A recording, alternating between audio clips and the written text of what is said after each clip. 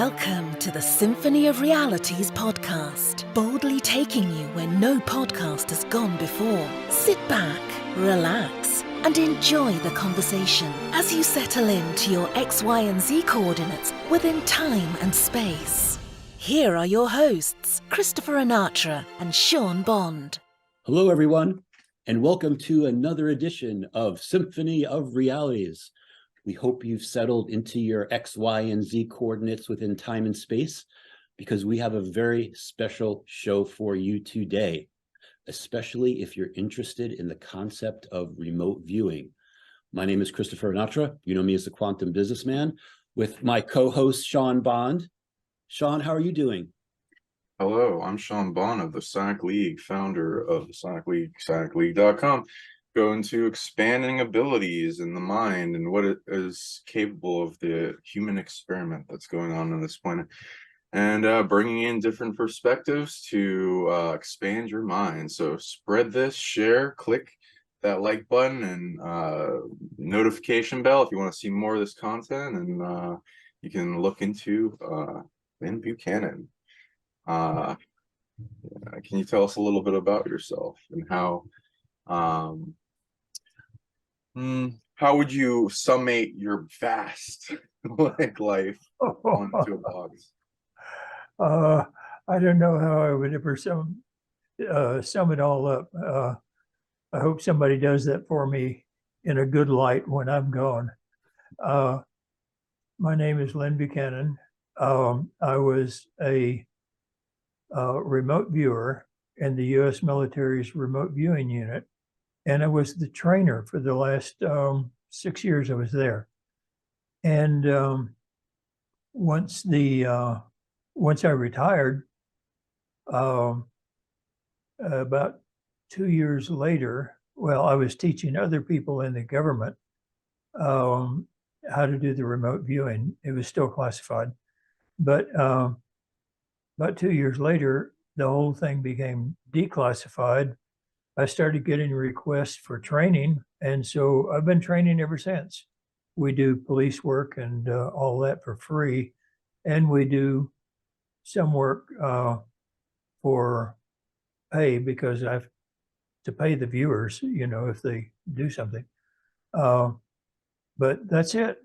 I've just been teaching it for now. Good grief. 35 years. Man, I'm getting old. Yeah, no, we all are. And what is the Stargate project that you were involved with? Stargate was one of the names of the classified names of the project. The projects carry cover names, and we went through 7 different cover names. Stargate was one of them. It was Stargate when I came into the unit. No, I'm sorry. It was Center Lane when I came into the unit. It was Stargate when I left. And every time, nothing stays secret. So every time people in the government and intelligence services and all that found out who we were, where we were, what we were doing, we would, I'm sorry, that project has been closed, doesn't exist anymore. And the next day we would go and they'd give us brand new stamps with a new name on it, and we'd stamp everything secret with a new name, and went through that 7 times while I was there. Yeah, because I'm looking at my notes here. I see the terms Gondola Wish, Gonzola, Dream, Project CF, Sunstreak, yeah, Scanate, something like that. Scanate, right? Yeah. That was the first one, yeah. Okay. And when was the project officially closed? It was officially closed in 94, 95, I think. I had been out since 92, but it was officially closed. Whether it was one of those, it doesn't exist anymore and brand new stamps or not, I don't know. When you retire, they quit telling you things. Right. Need to know. Yeah, so A sneaking suspicion that probably exists in multiple forms. Based on, you don't have to say anything, but how many people do you think you've trained that are, have their own life as a chess player on this planet that then might have be doing something with it? About 500, no, about 900 now. The thing is, many of my students are out there teaching mainly at the basic level, and I teach all the way through the advanced, all the way up, everything. But most of them are teaching through the advanced level. Some are going through intermediate and advanced. So, how many have been taught because of my teaching? I don't know. What's the most advanced remote viewer you've ever come across? I think that would probably be Tom McNear. Joe McMoneagle was a natural psychic, and he learned the protocols that had been developed, but he is a natural psychic, extremely good, really, really good. But Tom McNear trained with Ingo Swann, learned the technique, and is probably one of the best I've ever seen. Was Joe associated with the Monroe Institute? Yeah. Okay. I actually met him. I took a class at the Monroe Institute maybe 5 or 6 years ago, and he came in as a special guest. He seems to me like just a good old farm boy. He's just down to earth, just level-headed, really, really nice guy. Yeah.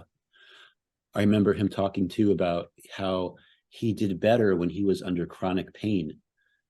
And something had happened where his pain got relieved, and then his remote viewing skills started to dissipate. And then his pain came back, and they came back on again. So I thought that was interesting. The primary reason that it was developed at the Institute had to do with my being brought here by the U.S. Army, put in communication with Bob Monroe. I've been having lots of experiences since my second near-death experience and my first near-death experience.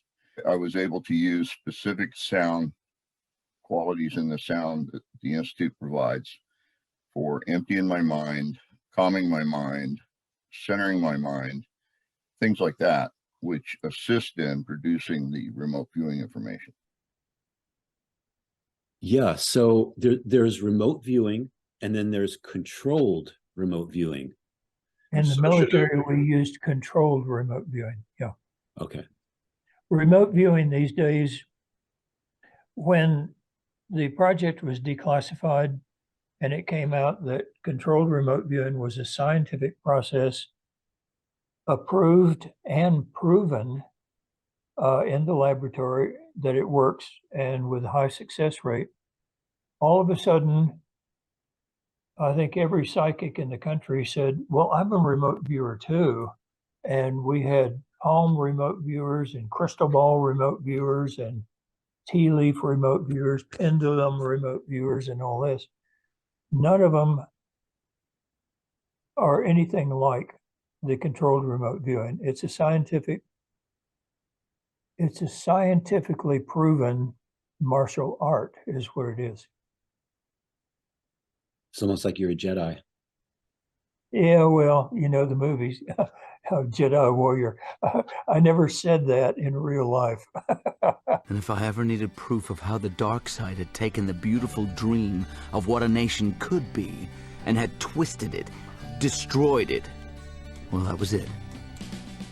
But I won't stop. I won't give up. Because when I look at what is happening in the world, I know that now, more than ever, we need to be all that we can be. What? Now, more than ever, we need the Jedi.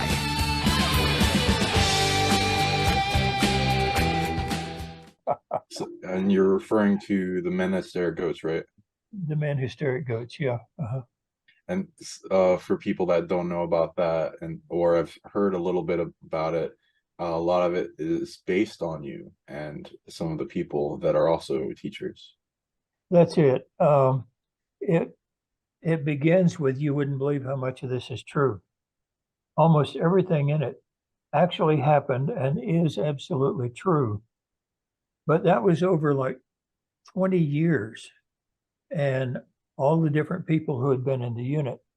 And so they created this storyline, which is totally fictional, and put in the different people and events and all that.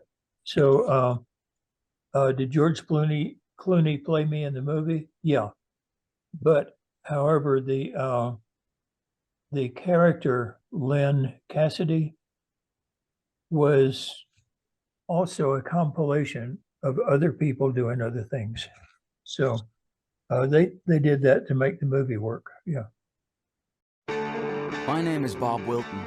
I'm a journalist. I've been investigating a story about a classified government program. So what you're saying is that you were a psychic spy? A Jedi warrior. I'd heard that the U.S. government was training psychic soldiers, and that Lyn Cassidy was the best of the best. I've been reactivated. I'm on a mission. I could come. Lyn's story was unbelievable, crazy, and completely true. We have to dream a new America. It's pretty good PR for everything, Yeah. despite, making it kind of a little silly, but still, catch people's interest quite a bit. Well, that movie was designed to ridicule everything we did. I laughed all the way through it. I thought it was funny. But it was designed to ridicule the U.S. government, the U.S. Intelligence agency, and the stuff we did and all that. That was the basic purpose of it. In fact, it was funded by the Psychops. Interesting. Psychops is an agency whose one express purpose is to prove that there's no such thing as psychic. Of course. I wonder if that's taxpayer funded. And what do you think about this weird Goldilocks zone of showing us things that are possible, but then making the subconscious get programmed as an ego boundary to keep us within a belief system that's limited instead of expanded into what we truly are capable of? You mean what society and business and the government is doing? Yeah. I think it's sinful. I think it's just, it's an abomination. Yeah. We have so much potential, and we could be advancing humanity exponentially, and we're not, I agree. I have a theory on nepotism being passed down to less effective leaders that then rule by fear and not believing how their mind works projected onto everyone else, and that things go into chaos or out of their control when we're empowered to our fullest. And so they just pass that belief on, and it's a constant state of, oh no, you can't do anything, no mind over matter, you just how it is, the way it is, whatever. Oh, I know something breaks or something, and everybody says, well, I don't know how to fix it. Hey, get a screwdriver, take it apart, you'll see how it works, fix it, But we are being taught, oh, I can't do that. And we're being taught to fear, to be afraid of everything. Yeah, it's really bad. Yeah. And I think all of the people watching the show are going to totally agree with what you're saying. Yeah.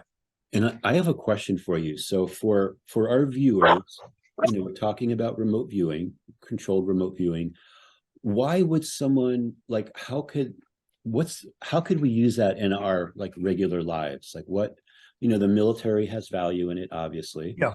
Mhm. Could like the average person or a person that's really trying to expand their consciousness take advantage of this?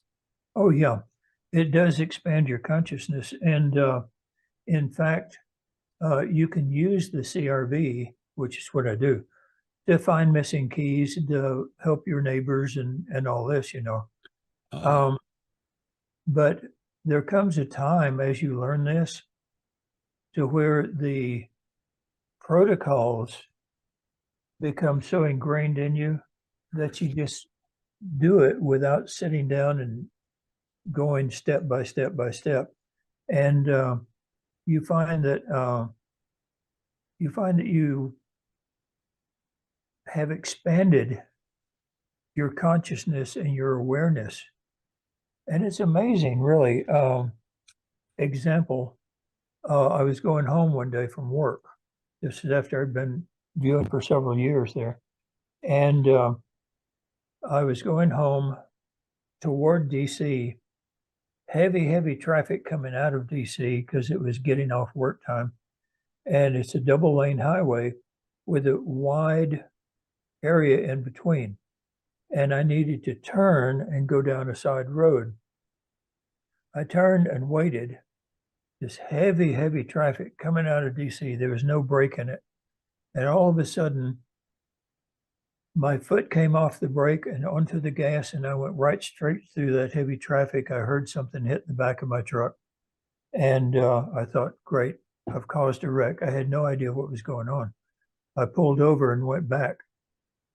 And what had hit the back of my truck was a stop sign that had been clipped off and thrown over toward my truck by this semi that had lost a front wheel and had plowed right straight through where I had been sitting.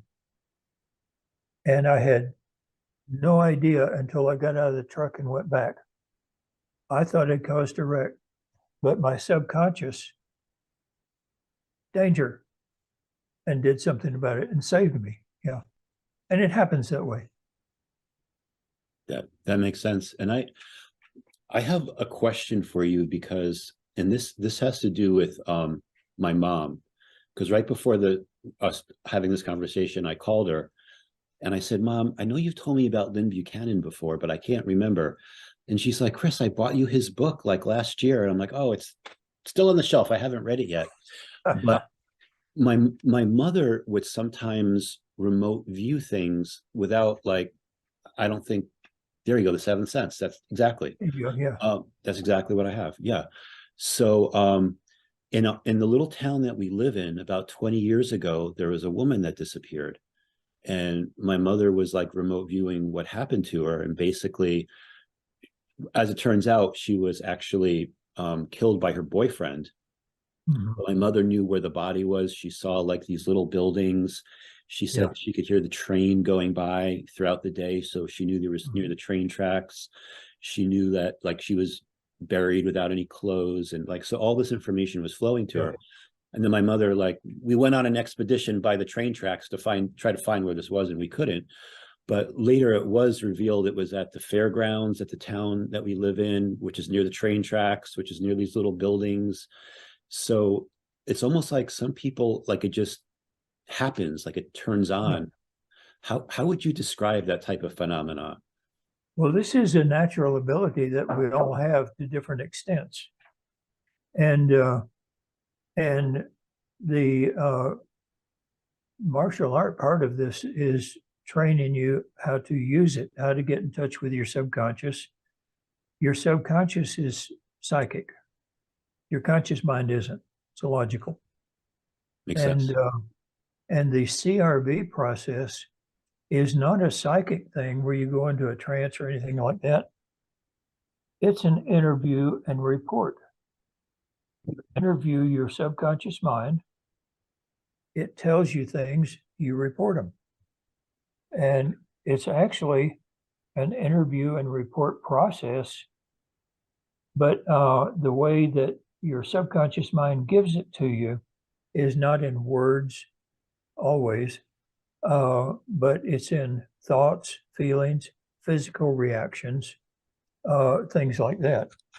And in fact, when we're teaching someone, we start off by saying, okay, I'm going to name some things for you, and you draw the simplest, easiest sketch of it you can. Water, people go like this. Land, they go like this. Man, space, they go like this. Man-made, and we do that over and over and over, just like in the martial arts, you wax on, wipe off. And then one day you notice that before you say the word, they do the reaction. That's when you come out and you say, okay, I have a picture here in the envelope. Tell me what's pictured in the picture. Oh, I get the ideogram for water and land. You take it out of the envelope, there's a picture of the beach. And this is how we train. It's a martial art. That's cool. That's cool. That makes sense. Wonderful. In the just to help everyone, like, depending on, because all our viewers are exactly been in this for long, and some are into business and other stuff. So how would you define the different varieties together as a tree of remote viewing for them? As remote viewing, you just look at the psychic stuff, because these days everything psychic is called remote viewing. The controlled remote viewing is totally different from all of it. But once it became public knowledge that psychic ability through the controlled remote viewing has been proven to be effective. You froze. Oh no. We'll have to remote Lyn back. Bring him back. Come on.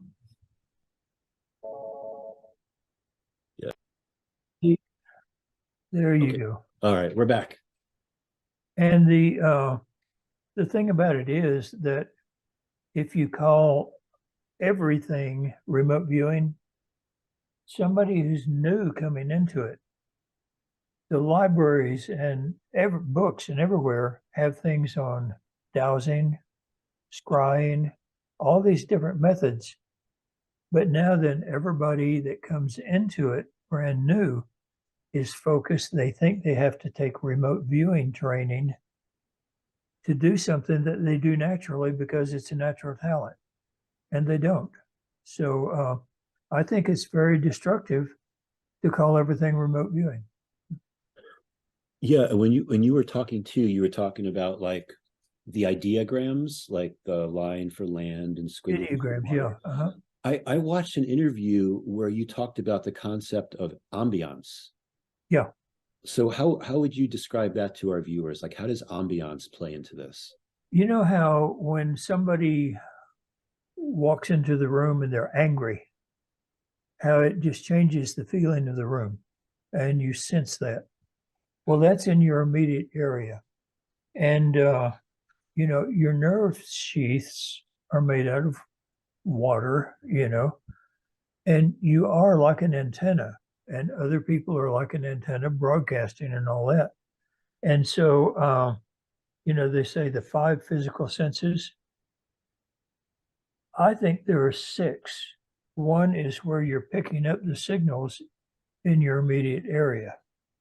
And, somebody's next to you, you get a feeling from them. That's ambiance. Now, if you can do that with somebody over in the Kremlin or in the jungle in Africa or something, that's not ambiance. That's your 7th sense. That's the psychic sense. That's why the book is called The 7th Sense instead of the 6th sense. Have you since then discovered the 8th sense? Is that another I book haven't, no. soon to come? Could be, yeah. Okay. Thank you for defining remote viewing and like how from the rest of the other abilities. Yeah. How would you describe what in all the people you've come across, what are the qualities that make up a natural psychic? And you've also said that anyone can become psychic, which then goes into all the factors of what is built up on a person.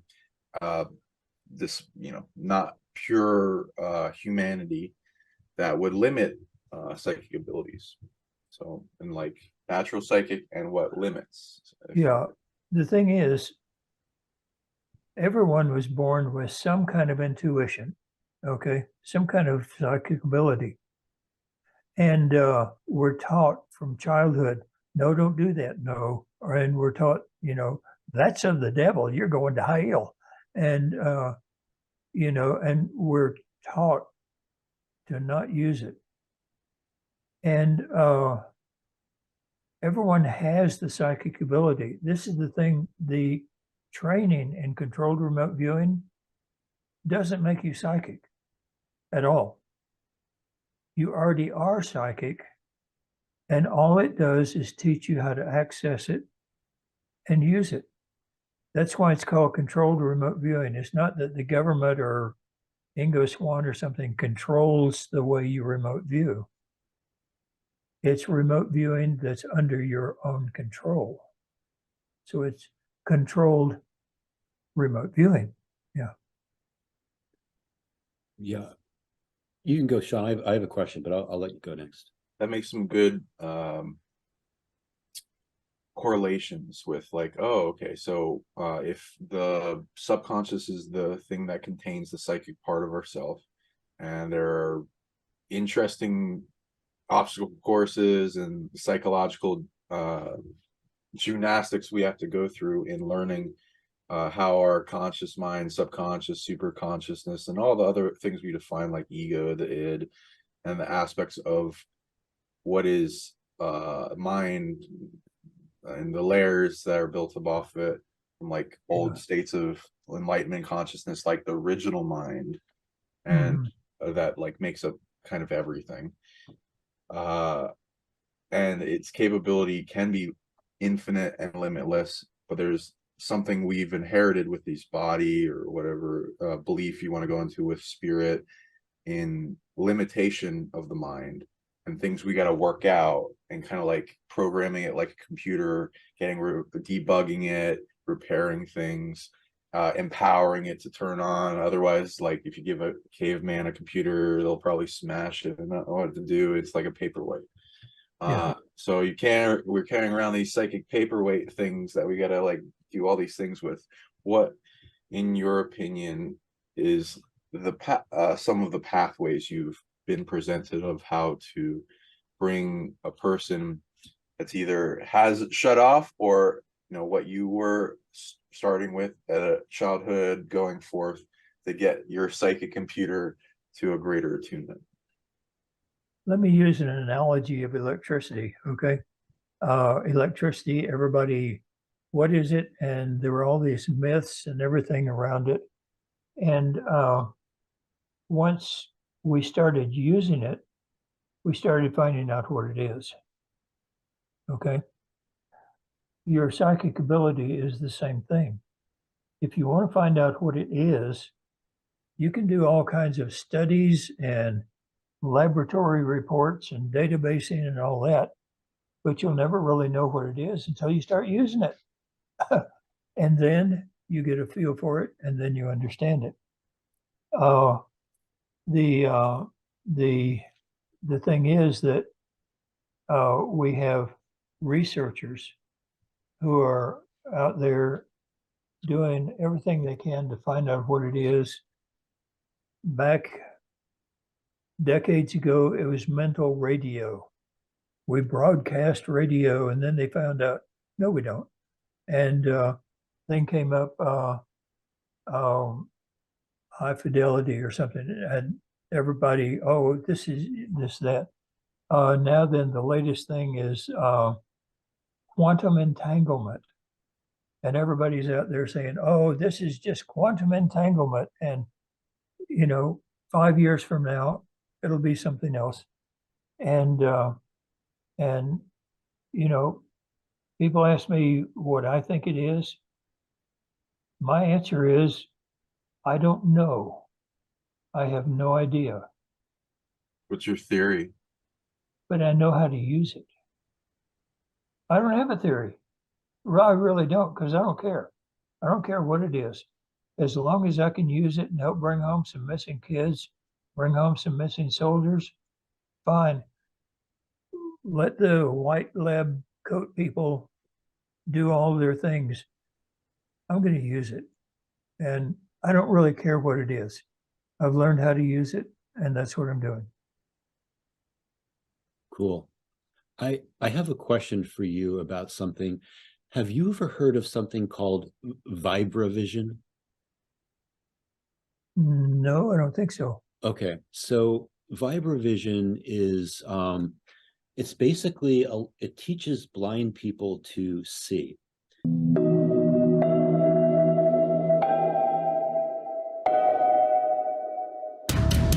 MPUSA in Ogden, Utah, a blindfold technique called Vibravision helps you sense the vibration of various objects in the physical world.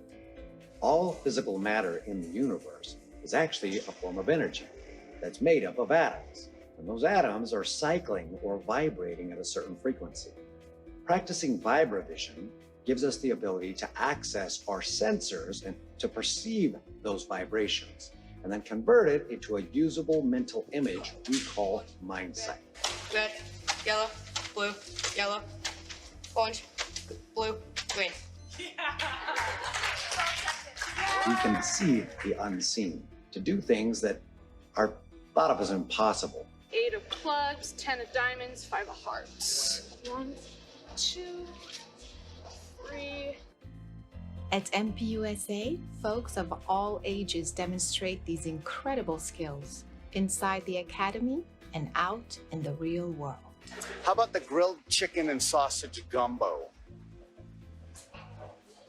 Gumbo. That's fair. How much do they cost again? To $29.98. Correct. And Colton, what were you just touching? These are fan boxes. All right. What color is that? That's blue. Let's find the Lay's brand.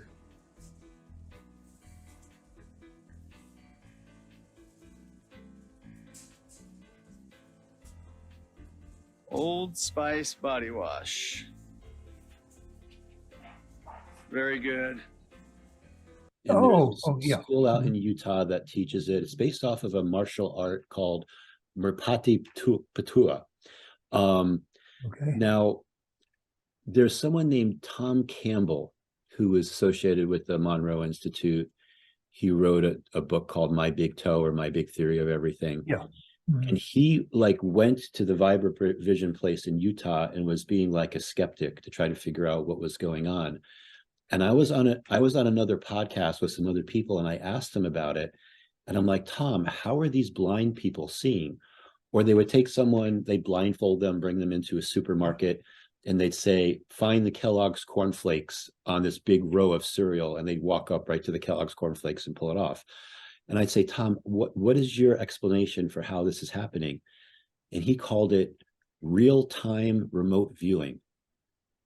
And I never thought of it that way. It's like, real-time remote viewing. So that kind of struck a chord with me. Makes sense, yeah.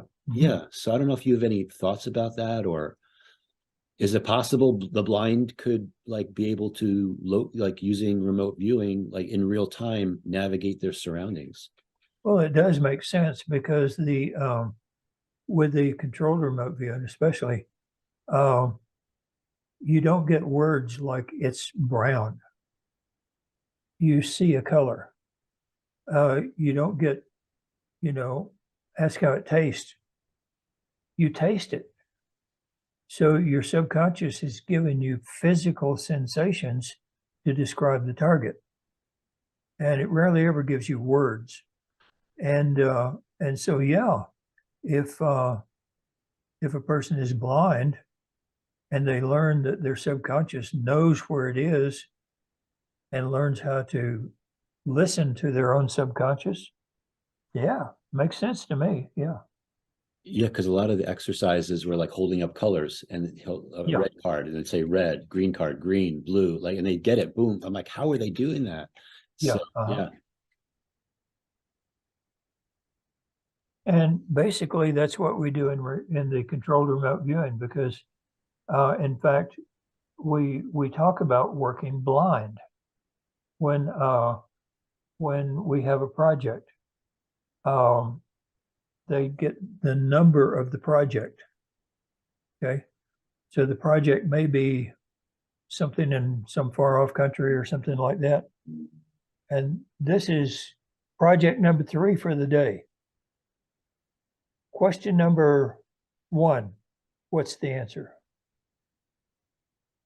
And you're working blind. Right.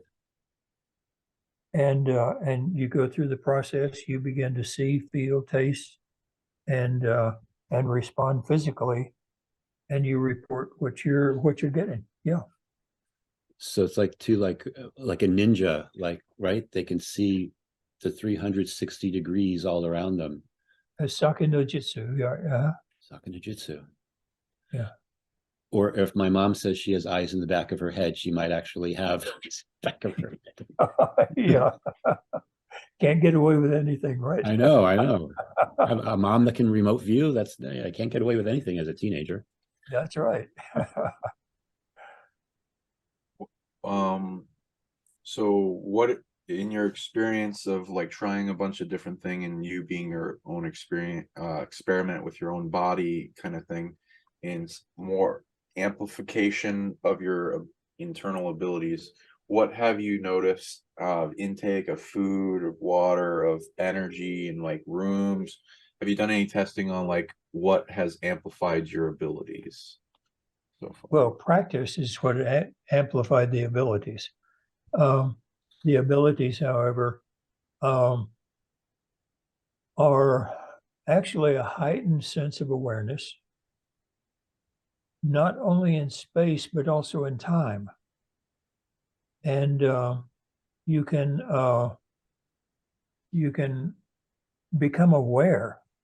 I was driving down the road one day going to work, and there was this large bend.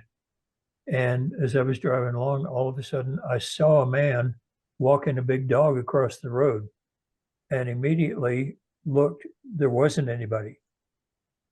Went around the curve, and there was a man in the middle of the road with a large dog walking his dog across it. So it warned me. And so you get an awareness not only in space, but in time as well. Yeah, because go ahead. In fact, we've done tests on this. Okay, if I give you a target to remote view, and you're a rank beginner, okay, and I have the target picture in an envelope, you're going to describe the picture that you see. Okay. The thing about that is you're actually moving through time to view what you're going to see, not what's in the envelope. And in fact, in the training, we teach you, don't remote view your feedback, remote view the target. Because in many cases, when you get into real life, you're not going to get any feedback. And if you only learn how to view what you're going to see, and you don't see anything and you don't get any feedback, you're not going to see anything. However, a new type of remote viewing has been built around this. Let's say that you've become a good remote viewer, and I want to know who's going to win the game, Cowboys or Patriots or whoever, okay? And so without you knowing it, I say Cowboys, I'm going to relate that to sugar, okay?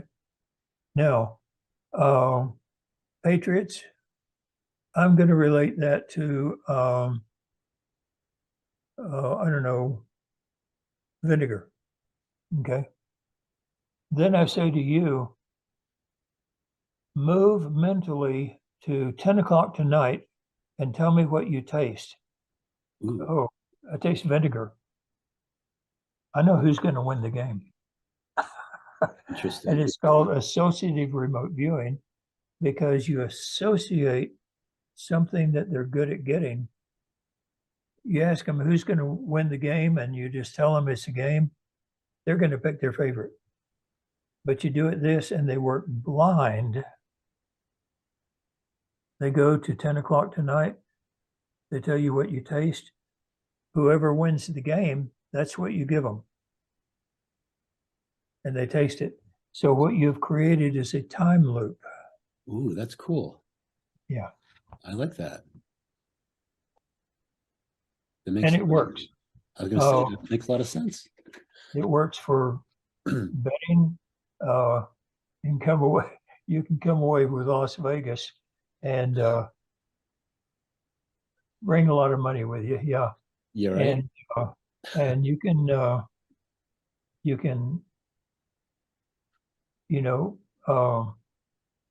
can say, okay, I won't get my feedback for a year, but I'm going to move to one place or another. Which one will give me the best place to live? I won't know, but if it's this one, I'm going to give myself a year from now a steak dinner. If it's this other one, I'm going to give myself a bowl of oatmeal. Okay. Now, move to what I taste a year from now. Oatmeal. I know which one to move to. And you create a time loop, and it works. Kind of like time travel. Yeah. Yeah. Really. And this gets into the remote viewing, betting, gambling, making money from it. And you've gone into other presentations where a lot of this requires good moral code. My current moral code is do no harm, take no shit. You're allowed to defend yourself from those that want to harm you and the ones you love, but you try not to harm others, and it's like everyone is ultimately one mind and you're harming yourself. But and with betting, as you're in unity with more and more things like the environment, the universe, the earth, things that if the universe sees you as a benefit of being funded to bring more to the earth and the world, then there's a flow back that is increasing abundance, especially when you're balanced in who you are and being good, in unity with all. So we heard in your presentations that in the projects at one point they were in debt, and then through remote viewing you got a nice chunk of change from doing things like practicing. Oh yeah. Well, there are two things. Yeah, I've done that with many customers. I mean, if it's a family or something like that, that's one thing. But if it's a company, they're going to make $5 million off of it. Hey, I'm not going to be cheap. Yeah. But the thing is that I did a study one time. You can't change the past. However, I learned that you can influence the past. And I did a study of 4 years. For the first year, I wrote down every decision I made.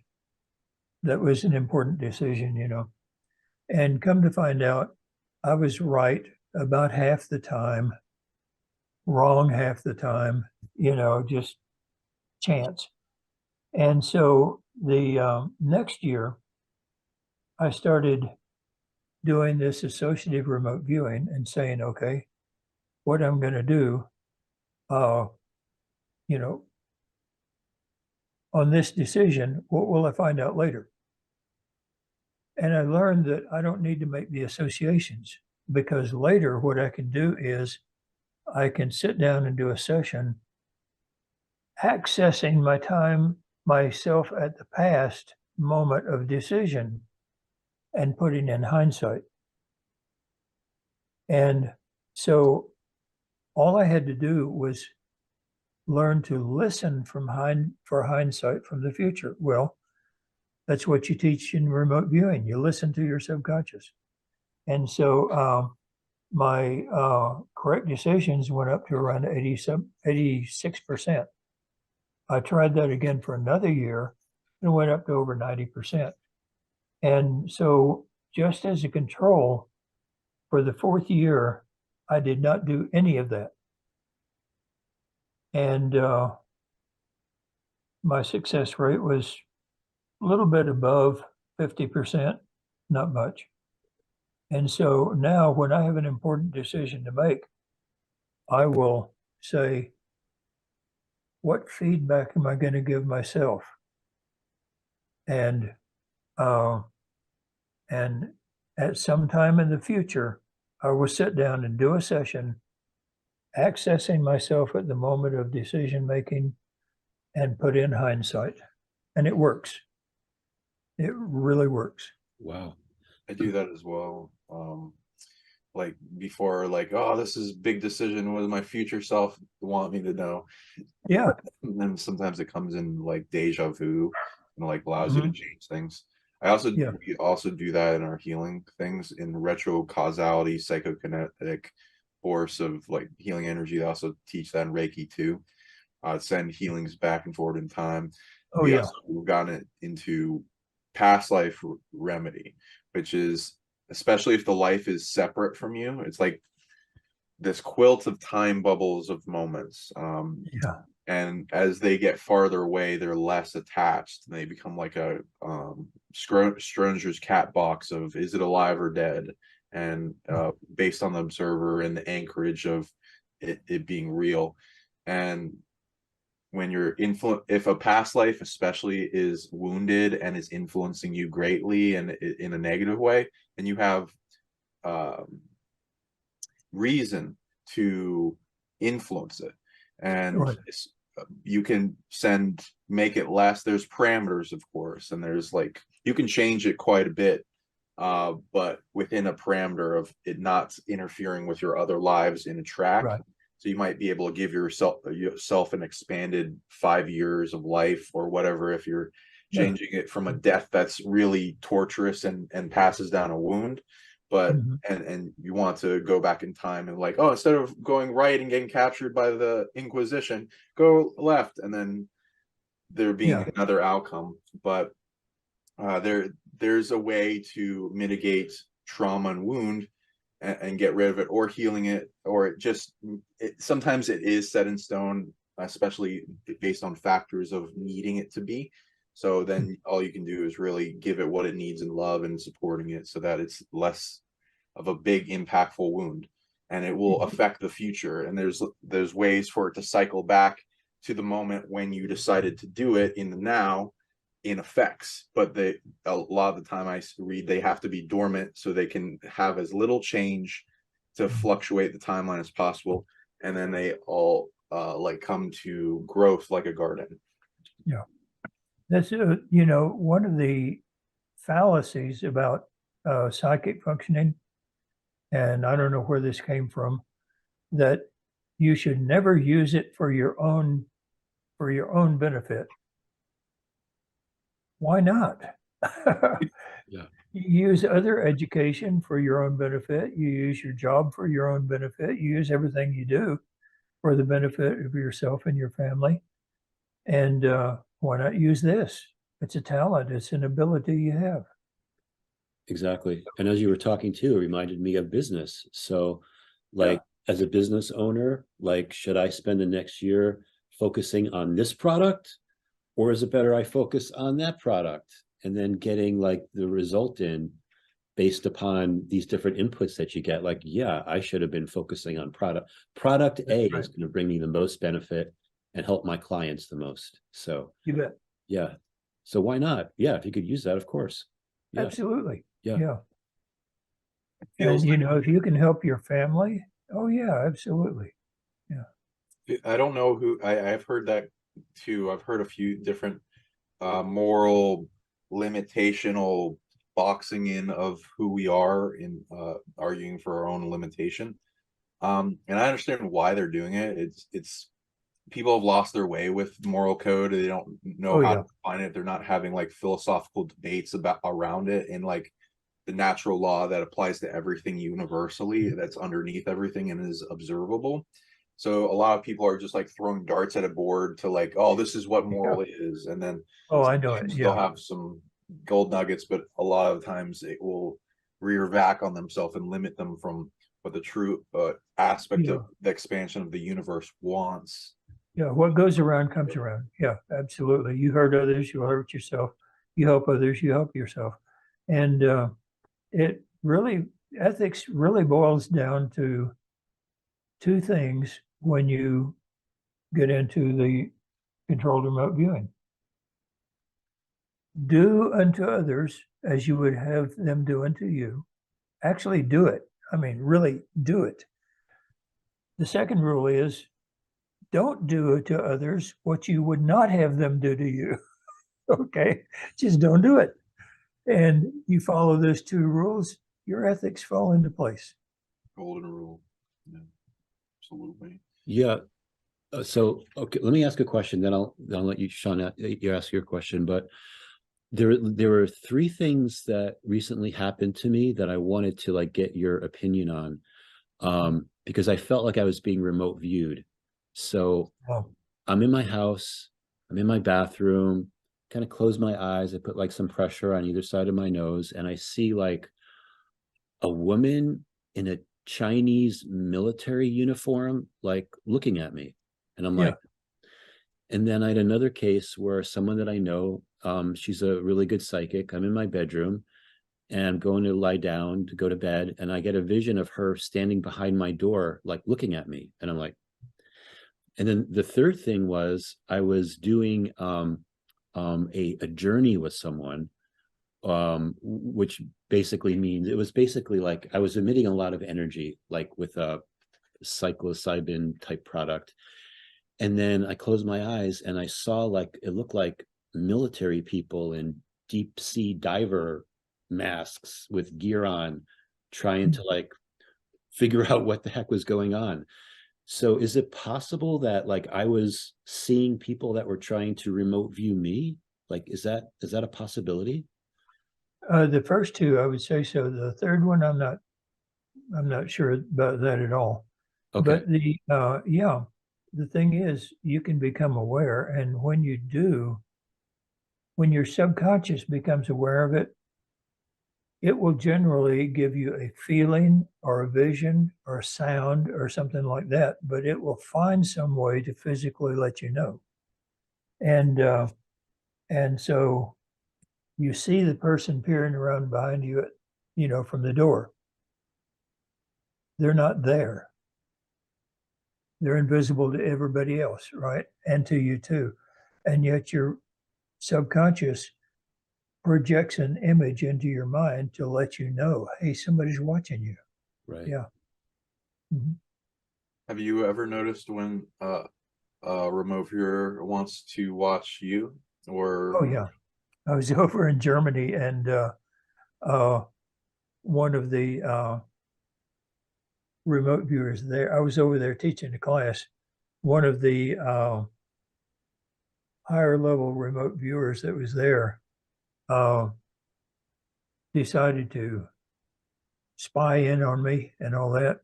I was sitting there watching TV in the evening, and all of a sudden the room was just filled with this overpowering cigar smoke. So the next day in class, one of the students that I had knew this other person, and I said, does he smoke cigars? She said, like a factory, yeah. I said, just, I don't mind him watching me. I don't mind him seeing what I'm doing. But just tell him next time he decides to, brush his teeth, man, gargle, do something. Yeah. Oh, yeah. Yeah, that makes sense. Have you ever, in your thought, possibly been getting remote viewed by other things than humans? No, but I have run into other types of intelligent beings in my remote viewing. We've had tasks like that, and I do some business for space exploration people, and we run across those, yeah, and most of the time they are not aware because I'm using remote viewing, controlled remote viewing. The thing is, a natural psychic starts spying on you, you can usually feel it. A controlled remote viewer does. If they're doing it correctly, you'll never know. But there are certain kinds of ETs that rule doesn't apply. I mean, you view them, they know it immediately. Yeah. I've experienced that too, where, back when I was starting this and I didn't hear about all the warning stuff, started remote viewing underground bases and things. Oh, and yeah. things like get alerted to you, they look right at you, and they start doing a counter, and it can get hectic, and you start like batten down the hatches and try to like increase camouflage, and then learning ways to not allow them to track you back or tag you. Yeah. And that's the danger with this type of stuff. If you're viewing something and it has greater awareness than you realize, or you give a bit of yourself away, it can be dangerous. It can be limiting. Your ability could get shut down. It can cause illness. Depends on the species. Have you experienced these types of things, or people you know? That's possible. Yeah. One time, I was given a practice target of a museum, and I was viewing it, and I was getting the impressions of standing there. I was working blind, by the way, standing there looking at display cases full of objects. And generally, it's almost automatic that when you remote view, you get to a static moment, and you can remote view that easier than moving through time. And I looked up and looked around. There were people in this place that I was remote viewing. And I looked over, and there was this one that was looking straight at me. Well, you can't be noticed if you're doing CRV correctly. And so, I went back to the viewing, and then I thought, wait a minute. She was looking straight at me. And I looked around, and even in that static moment, she turned around and disappeared. And my monitor said, well, follow her, see where she went. And that's when we found and located the Chinese psychic spying unit. Ooh, and barely anyone talks about those. Most people just talk about the Russians and the US battling back and forth. Oh yeah, and the thing is, about the only country that doesn't have some kind of a remote viewing unit for intelligence gathering is San Marino. Interesting. Yeah. I wonder But why the they don't Chinese- have one. even the Muslim countries, which are, oh, that's absolute sin, to be psychic and all that. Yeah, they have their remote viewing units. Yeah, they have their psychic spying. Of course. I'm sure the Vatican does too. The elites of a country usually don't have the rules apply to them. So, but Right. Yeah. that's really interesting. With that also implies remote viewing war, and the not just remote viewing, but psychic war or psionic war or outputs of chi or prana, real, all the different types of energy that influence the world. I also looked at a interview you had where you went into a story of the military recruiting you and then them wanting you to go into a remote assassination program, but you're like, no. And they're like, you said, I'd rather help you resolve communism. And then it ended up in the timeline of you doing that, at least in some country or two, resolving. And that's impressive to me. Yeah. And the thing is, I have never claimed that my remote viewing ended communism in Russia. Okay. I've never made that claim because it's just not true. However, I was accessing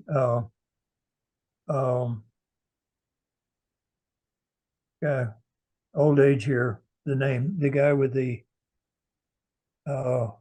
birth spot on his forehead, the Russian leader. Yeah. Anyway, Mikhail Gorbachev. Gorbachev. Yeah. And so they had asked me to do something to, very bad effects from him. And I said, no. And so I said, maybe I can talk him into ending communism, And so I worked on it many, many sessions. And I didn't know that he had already planned to end communism long before I even started that. So I did not cause it. However, when he made his speech to the government that ended communism, the phrases that I had been using on him, every one of them was in that speech. Wow. That's cool. And so did I end communism? No, but maybe I helped him prepare a talk. Definitely deserve a clap. Yeah. And that goes into like macro remote influence and the power we have inside in consciousness and the elevation of that to, not to get egoic or anything, like, because that's, the opposite of what people want, with like raising to a more macro level as an individual to affect the rest of the world as one earns it. And like how people should be raised up to be caretakers for the earth and diminishing negativity, expanding healing, remedy of the consciousness and the things that are holding us back. And with everything we find within ourselves, as we resolve our own consciousness, we can bring that thing that we mastered in ourselves to the collective, and that can make the timeline change dramatically. And everyone having a vote in that timeline change, and the more people that get good at remote influencing for good can make, like how people get in group meditations with 1,000 people all towards an intention, that can be all in the power of an individual. And then if you get multiple of those, averting all these catastrophes and all that, that we never know. Oh yeah. We are. One of the explanations of how this works is that we're not really being psychic and accessing a person or something, that we're only accessing the collective consciousness and or psychotherapists and all that say the collective unconscious, but the collective consciousness. And the thing is, if you're a member of the collective consciousness and you hurt somebody, it hurts everybody. You help somebody, it helps everybody. It's the old thing of one drop of water in the ocean raises the level of all ships in the sea, you know, and one drop taken out of the ocean lowers them all. And you may not notice it, you may not be able to see it, but it happens, yeah. And so that's one explanation that people have given for the remote viewing. And sounds good, you know, sounds logical, but it's still what goes around comes around. It really does. Hopefully your classes, like at your remote viewer ranch, and other, you know, online things that you're doing, and people like you around the planet are making an impact and making it so that people have this effect in a greater scale and release all the limitations. So we can turn things around than what people have previously viewed as possible negative futures, just by learning about it and then problem solving as we do really well. Right. Let me say something about the Remote View Ranch, if I may. Yes. We have a GoFundMe for it because it is just get anything done is so expensive anymore that I can't afford it.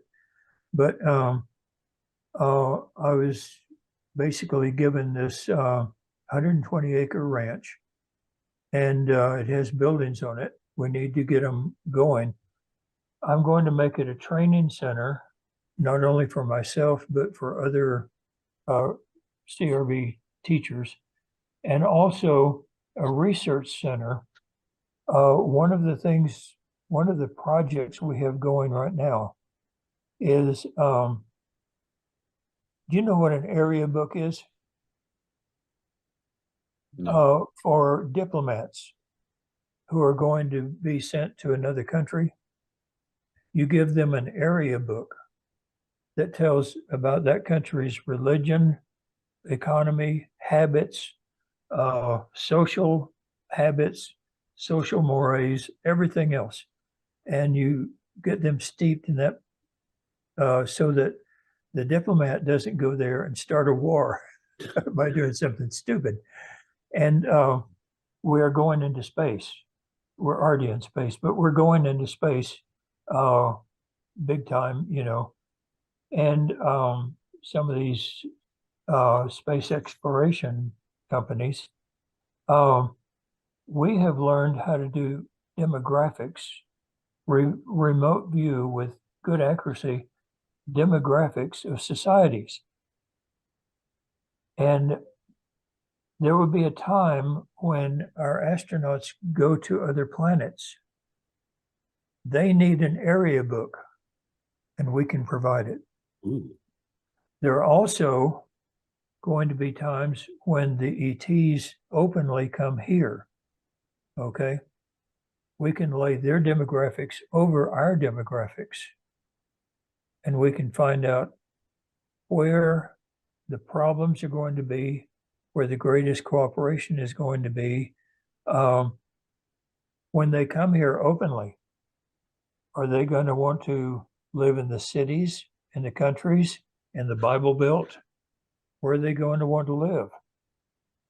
If a realtor knows that information ahead of time, that realtor is going to get rich, you know, and we can prepare for things like that. And this is part of the research that we're going to be doing out at the Remote View Ranch. So if you want to see the Remote View Ranch, it's remoteviewranch.com. And if you'd like to participate and help us to get started with it, we would really appreciate it. What part of New Mexico is that located in? El Paso, Texas is right at that point on the left side. Okay. We're 85 miles straight north of there. Got it. And as you're talking too, I was thinking about trade. Let's say that Oh, there's yeah. another civilization that loves avocados, but they can't get any. But maybe there's something that they have that we would want to trade for. So there could be business opportunities as well to overlay that. Are you there? It looks like you froze again. As soon as we talk about the good stuff, right? The universe is based off of commerce. yeah. Fool, whatever is messing with his internet. Fool me once, shame on you. Yeah, let's keep going. Yeah, it's a lot of coincidences. We're gonna every time you mess with the recording, we're gonna have to talk about something you don't want us to talk about. It's just avocados. Come on. Yeah, maybe he'll be back. Oh, and you can pause it. Yeah, There you go. Okay. Did it like? Yeah. As far as trade goes, what happened yeah. there? What was that? Our internet has been going out. Okay. On and off. Nothing to see there. It's just normal. Or it's the Intergalactic Avocado Association doesn't want. Yeah, no, you can't talk about that. You were saying, sorry. Yeah, sorry. Yeah, it's, as far as trade goes, political relationships, religious relationships, everything. Yeah. This is research that needs to be done now, and it's part of the research that we're doing. Yeah, so we'll encourage everybody to go to remoteviewranch.com, donate to your GoFundMe. And Sean, did you have something you wanted to mention? What would you say the ranch's mission statement is, and what would you like to see it becoming? Would you like to see it turn into like a remote viewing school that then expands to multiple places around the country teaching people and become its own like Hogwarts for the third eye? And well, that would be neat. Yeah, I'd love that. But no, at first it's going to be just for training and for doing some research in the remote viewing, developing new methods of remote viewing for the different problems. Like we have to remote view differently for police than we do for businesses. And both of these are civilian uses. The police work is more like the military because we're finding people and all that. But the medical applications, the financial applications, all of this, the business applications, research and development applications. We're developing these new applications within the Ingo Swann CRV structure. And we're finding new ways to do it. So the more we learn, the more we help people. And you have a company called Problems, Solutions, Innovations? PSI, yeah. Yeah, so just explain that to our viewers as well. When I got out of the military, I went to work for the Defense Intelligence Agency. And I was teaching people within the government who had the security clearances and all that, the remote viewing. When it became declassified, I started a data analysis company for computers, for business computers. And this was largely what I was doing for the Defense Intelligence Agency too. And so I just called my company ISP, I Solve Problems. And when the thing became declassified and people found out about it, I started my own database effort for remote viewing and for remote viewing research, and changed it to problems, solutions, innovations. You have a problem, we can find the solution, and then we can suggest innovations for you, for your business. That's great. And that's what we do. That's awesome. And what's the website for people to find that company? My website is crviewer.com. And on that, we have all kinds of information. We have the vocabulary that, terminology that we use in CRV. We also have a good 600 targets that a person can try their hand at remote viewing. We don't track anybody, but you bring up the thing, it will give you some coordinates, and you write those coordinates down, open your mind, see what you get. Then you go back and pull up those coordinates again and look at the feedback, and you can judge what you get, and you can learn by doing.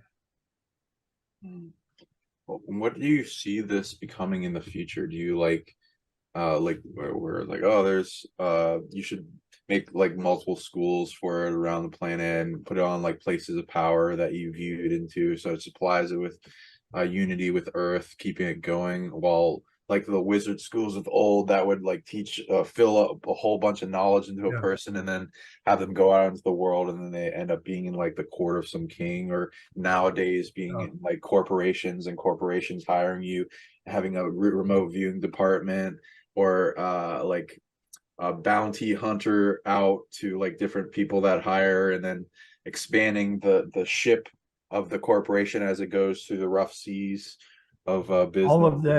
All of that has been happening for the last 20 years. Yeah. Okay. Every bit of it. And I don't keep it as a part of my company.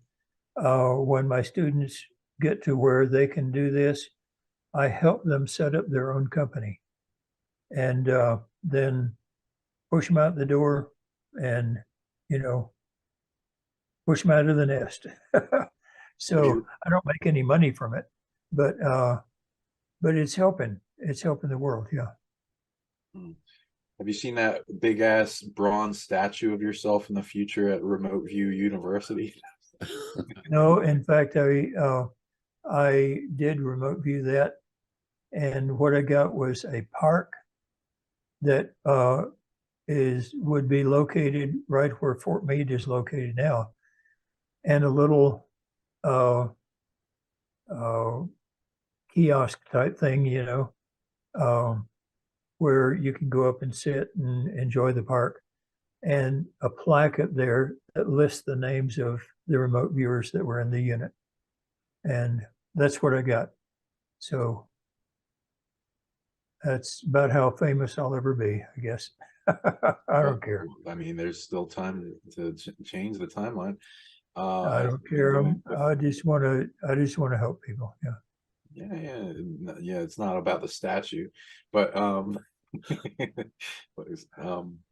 so we've also heard that you helped view the future into cheat to help colonization for projects for the moon, Mars, and like how the civilization would be set up, how to deal with things. Well, the one for the moon, we kind of cheated on that one. This moon exploration company wanted to know how to build the housing for the first people who go there to build housing. Okay. If you send somebody there when there's nothing built, you've got to have a way to house them. I mean, there's no air or anything. And so they wanted us to look at all the possibilities and find it. We sort of cheated on that one. We told the viewers move to the time when there is a temporary building there and describe it.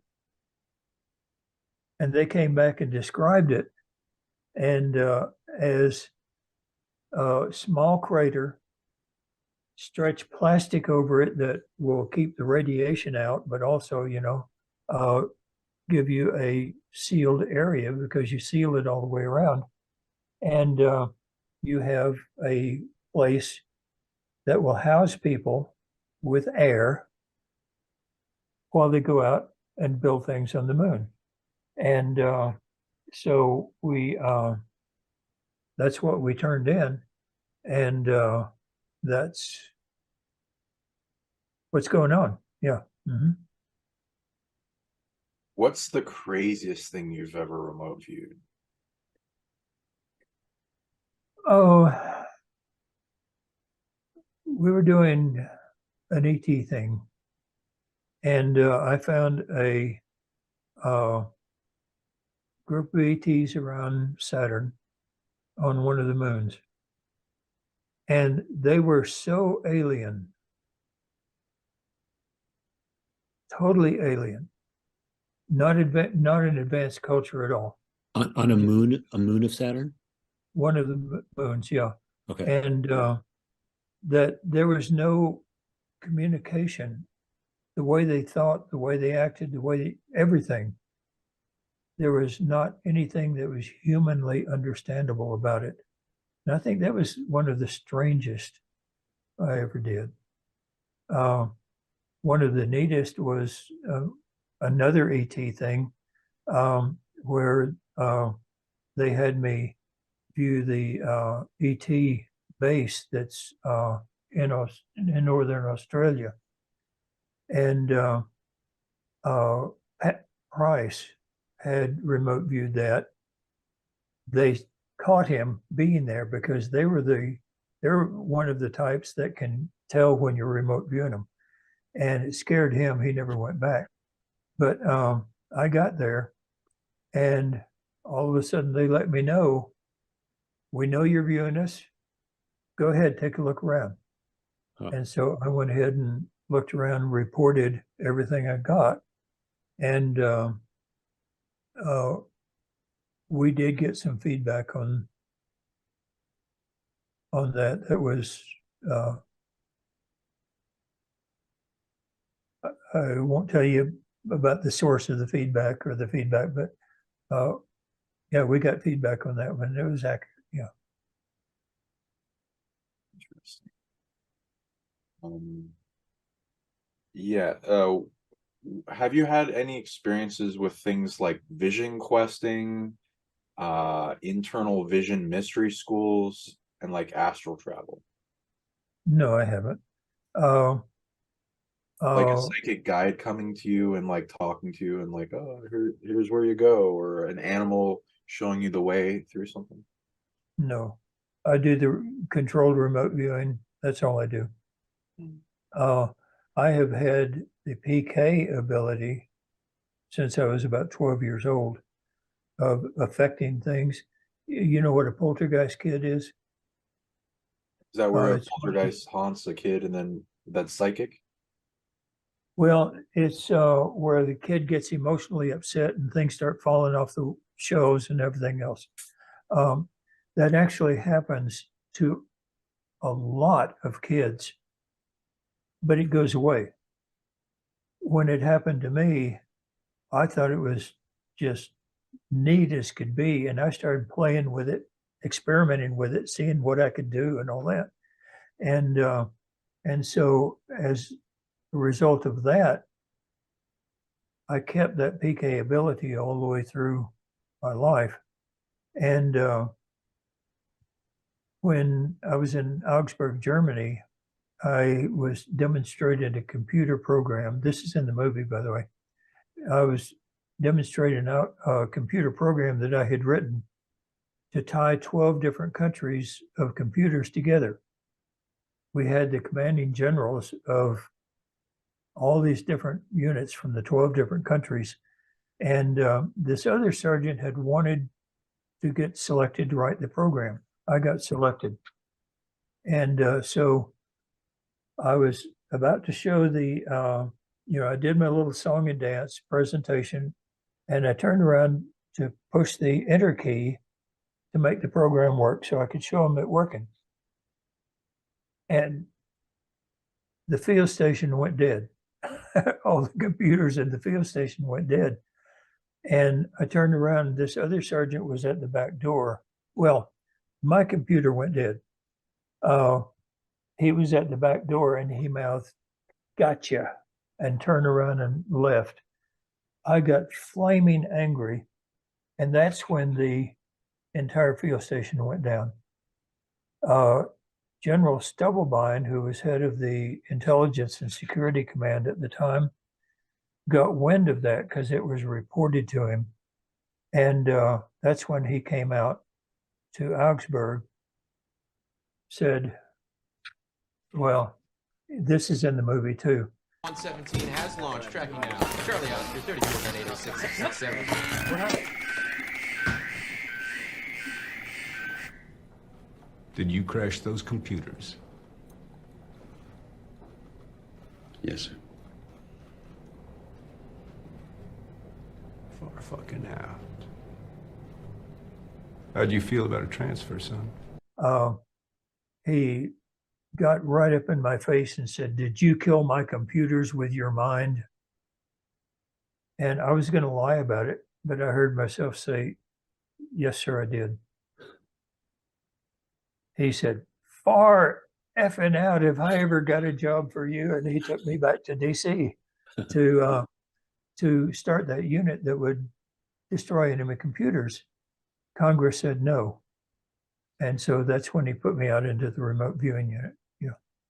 Interesting. I'm gonna insert that scene of the movie, like right after you spoke about it, so people can see that. But I remember that. Well, the movie shows me walking through the room and all the computers die. That's Okay. not how it happened, but yeah. And as we know with Congress, like that's like above board projects, under board projects. Still, Oh, yeah. The missing budget, the Pentagon, and all the dark projects. I've been a targeted individual for a while, and I got good at resolving the targeting, and now I heal people that are getting targeted themselves. I've heard that you've had experience with that. We can definitely talk about that. That also goes into like my experience with that is I've had remote influencers tried to attack me in multiple species, and sometimes they'll use a technology amplifier involved, and sometimes there'll be a machine emitting a frequency that will like give me a headache or try to influence me to sleep or pain or large amounts of emotions. And when I find out it is a machine, I practice what I call telepathic overload, which is that there's a certain charge current throughout this circuit and even in the human body. And there are resistors that you can, or fuses that you can blow out, and then the circuit stops. And that's what I recommend for people if they find that happening to them.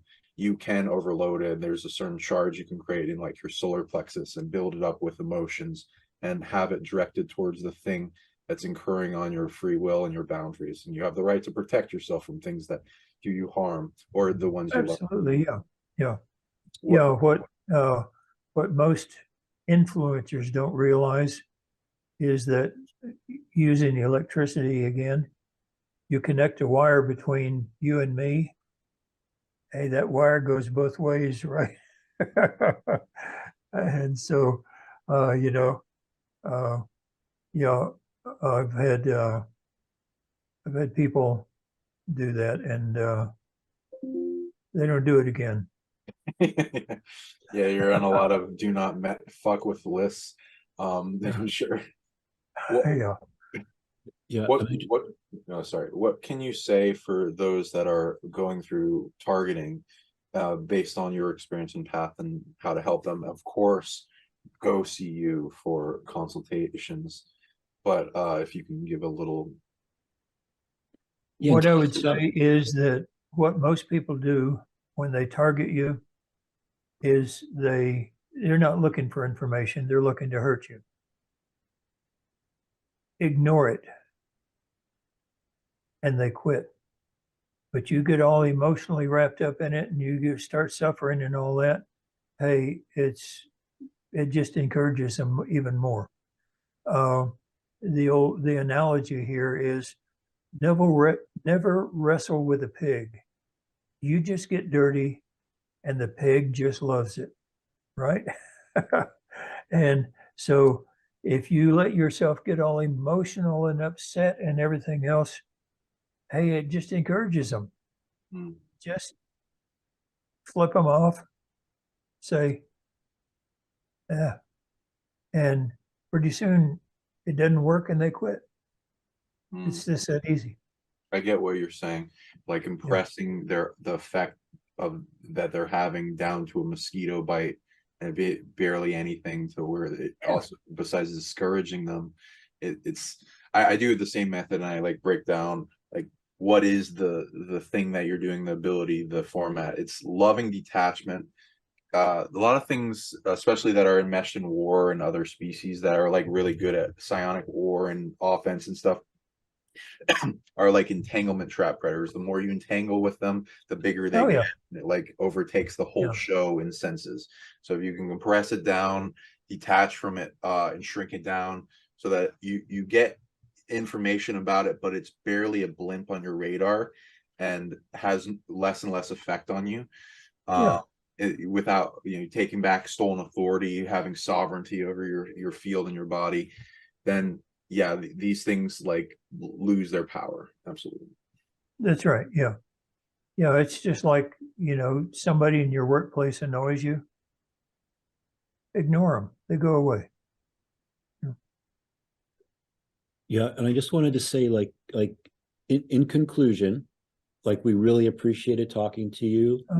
We're going to be putting the links, everything that we spoke about is going to be in the description area in YouTube, so people can easily find that. We know that too, you've got online video courses. So if somebody wanted to take one of your online courses, they could find that through, I think, your crviewer.com site. On my website, the front page, just scroll down to the bottom and it leads you to the courses. And you're offering some discounts on that right now? I am actually. I put a holiday discount on it that was supposed to end on January the 1st. Oh. Kajabi has not ended it. Okay. And so it's still $200 less than it was. And I need to get Kajabi to end it. So get it now while it's so get it now. Yeah, exactly. And you go within seconds. Go out and get it before you have no time to wait. Act now. Yeah, and if someone's trying to evaluate, like, oh, I found something free, on YouTube, your courses are like another level. So, absolutely,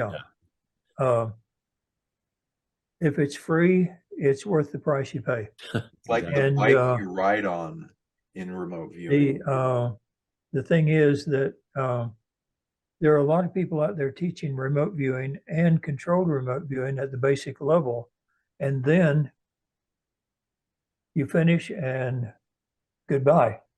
And if you want to review it or come back for more, you pay for more and all that. On mine, you sign up for the training, and this is a personal thing.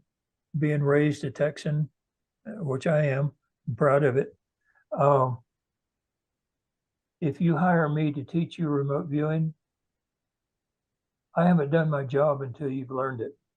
And so you sign up for my course, you have access to that course and to me from then on.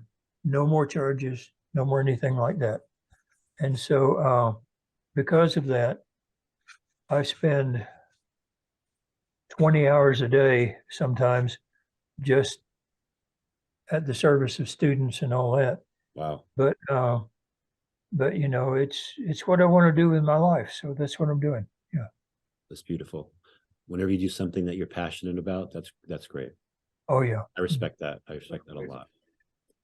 You also talked about how your work in the military, and this has saved a bunch of people's lives in the Marines and other parts of the military.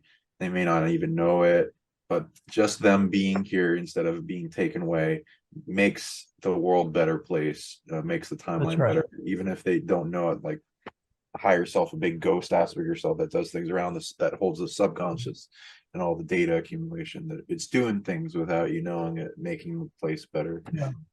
Well, you know, that's not just me and the remote viewing unit, but the intelligence effort itself. There are millions of people, thousands of people at least, both the enemy camp and our camp, who are home and alive and back with their families now because something was done in secret to keep them safe. And I was walking into the Pentagon one day, and this there was this rally going on. This guy came up, "You're waging war and all that." And I said, "No, you don't understand. War happens. What we at the Pentagon do is we try to wage peace. We try to prevent the war, and we're waging peace. And that's what we try to do." Thank you so much for doing that. Thank you. Oh yeah. And like going into your book, The Seventh Sense, The Secret of Remote Viewing as told by a psychic spy for the US military. Yeah, please get this book. It's really a good read. Can't promote you enough. Definitely taking courses. Don't just put it on the shelf. I know, right? Exactly. Is there an audiobook available of that as well? No, there's not. Okay. No. Ooh, you should. And yeah, it's like the next stage for your world domination and remote viewing. Oh yeah. Yeah. Well, thank you, Lyn. We appreciate the time. Thank you very much. Yeah. It's been enjoyable. For everyone out there, share as much as possible. If this gets like, I don't know, 10,000 views, we'll get him on again. And so spread it out, like, share, click that notification bell, write in the comments what you'd like asked next time. Let Lyn know that he's much wanted. We'll have him back for another show. Can you all plug your stuff and how everyone can reach you if there's anything more, Lyn, that people need to know? Yeah, the website, my website is crviewer.com, CRVIEWER, and it has on it all kinds of free assets that you can try this for yourself. It has educational information on it, and it has links to the courses that I teach on Kajabi, which is an educational platform. And we're here, to provide information. So, and The Seventh Sense is a book. Oh, in the back of The Seventh Sense, there are some appendices that if you go through those appendices and practice those practices, it's going to develop your psychic ability quite a bit. Trying to show it, but Chris, how do people reach you? You could reach me on the YouTube channel where you're probably watching this now, Quantum Businessman. My website, quantumbusinessman.com. And if you can, definitely donate to Lyn's GoFundMe for the New Mexican remote viewing. And yeah, so I highly encourage that. Sean, Build those schools. Yeah. Sean, how can people find you? I'm Sean Bonham on the Psionic League, psionicleague.com, Psionic League YouTube. I'm also on Facebook. Yeah, see if you can reach me. I'm starting doing Twitch stuff, Psychic Dragon 9. So yeah, let us know, shout out some love, show Lyn some love, and yeah, let us know if you want to have him back on. Awesome. Good. Thank you very much. This has been nice. Thank you so much for coming on. It's been an honor. It has Oh, it's an honor for me to be invited. Thank you. Thanks, Lyn.